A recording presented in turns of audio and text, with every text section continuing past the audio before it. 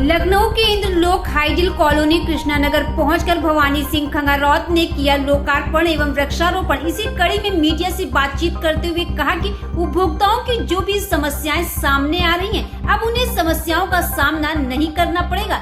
अधिकारियों के सहयोग से प्रक्रिया को सुचारू रूप से चलाने के लिए कंट्रोल रूम की स्थापना की गई है। उन्होंने मीडिया के सवालों का जवाब देते हुए कहा कि जो भी भ्रष्टाचार हो रहे हैं, जांच जरूर की जाएगी। उन्होंने और क्या कुछ कहा, आइए उस वीडियो का रुख कराते हैं। इसका क्या उद्देश्य है और उपभोक्ताओं के लिए किस तरह लाभकारी सिद्ध होगा? आप सभी लोग जानते हैं कि प्रदेश सरकार उपभोक्ताओं को सही बिल समय पर मिल सके, इसके लिए स्मार्ट मीटर स्थापित उपभोक्ताओं के परिसर पर कराए जा रहे हैं। उसी व्यवस्था के अंतर्गत ये मीटर्स के ऑपरेशन को मॉनिटर करने के लिए कि कहीं मीटर खराब मीटर की रीडिंग समय से मिल नहीं रही है या इस प्रकार के कोई जो एक्सेप्शंस हैं उनको मॉनिटर करने के लिए ये कंट्रोल रूम की स्थापना की गई है।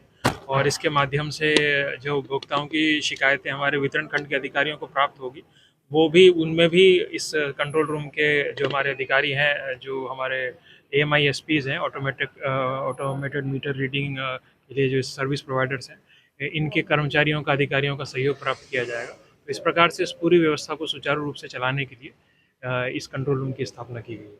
जब इस प्रकार से होता है कि जो मैनुअल मीटर है वो तो उसमें सुधार हो जाता है, किसी की लाइट कट गई है, कहीं रिचार्ज कराना है, बट अगर इसमें आता है स्मार्ट मीटर में समस्या आती है तो कई कई दिन लग जाते हैं। बोलते हैं हमारे से नहीं होगा, आप फोन करिए, वहाँ जाइए, बीच में छुट्टी पड़ गई तो बहुत ही ज़्यादा कंज्यूमर प्रताड़ित होता है सर इसमें।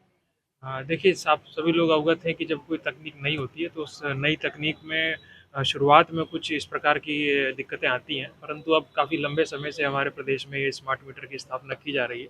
और पूर्व में जो स्थितियाँ थी उसमें गुणवत्ता पर गुणात्मक सुधार अब हो चुका है और अब उतनी संख्या में और उस सीमा तक समस्याएं नहीं आ रही हैं। परंतु फिर भी अगर इस प्रकार की कोई समस्या आती है तो उसको तत्काल समाधान करने के लिए ही और हमारे कर्मचारी अधिकारियों को जो पूर्व का अनुभव है उसके प्रकाश में और अधिक अच्छे बेहतर ढंग से चुनौतियों का सामना करने के लिए, प्रशिक्षित करने के लिए ये व्यवस्था अपनाई गई है। सर, एक आपके विभाग से भ्रष्टाचार से जुड़ा हुआ मुद्दा है।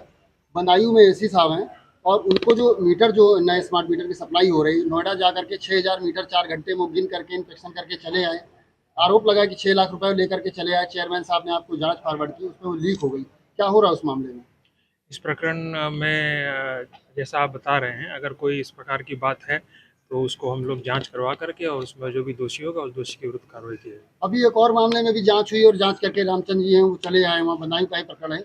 वहाँ पर जो है बड़ा सा ट्रांसफार्मर 5 MVA का था, उसको बदल दिया गया बगैर जानकारी दिए हुए। कहीं भी लिखा पड़ी उच्च अधिकारियों को नहीं हुई, बदल दिया गया। उसकी जांच भी आई और जांच रिपोर्ट आप तक आ गई सर, उसमें भी कोई कार्रवाई नहीं हुई सर। आप जो बोल रहे हैं उसकी सत्यता की जांच कराई जाएगी और जांच में जो सही पाया जाएगा उसके अनुसार। सर, RDSS योजना जो चल रही है उसमें जो सामग्री लगाई जा रही है वो काफी घटिया किस्म की है। इस बारे में कुछ कहना चाहेंगे? इसकी उसके साक्ष्य मेरे पास है। साक्ष्य आप उपलब्ध कराइए, उसकी जांच। आउटसोर्सिंग पे जो लोग काम कर रहे हैं वो लगातार प्रदर्शन कर रहे हैं, उसको लेकर क्या करेंगे? इस प्रकार का कोई प्रदर्शन नहीं। उनको 50% सभी छटनी का लोग खड़े हैं आदेश सर, कर अभी दिया भी गया खड़े हैं है। सर। लोग जो आउटसोर्सिंग वाले हैं वो सब परेशान है, काफी लोगों को निकाला गया है। वो लोग 30% कह रहे छटनी का हैं आदेश अभी हुआ है। यात्रा निकाली थी, उसका प्रदर्शन किया था। पूर्वांचल में 3000 लोगों को आउटसोर्सिंग कर्मचारियों को निकाला गया है। तो खैर वो तो उनसे बात करके उनकी समस्याओं का समाधान। सर दूसरा है अधीक्षण अभियंता चौक।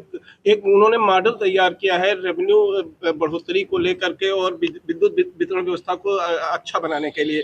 वो मॉडल लगभग पूरे प्रदेश में लागू किया जा रहा है। इसका अध्ययन करके उसको प्रदेश में लागू कराना।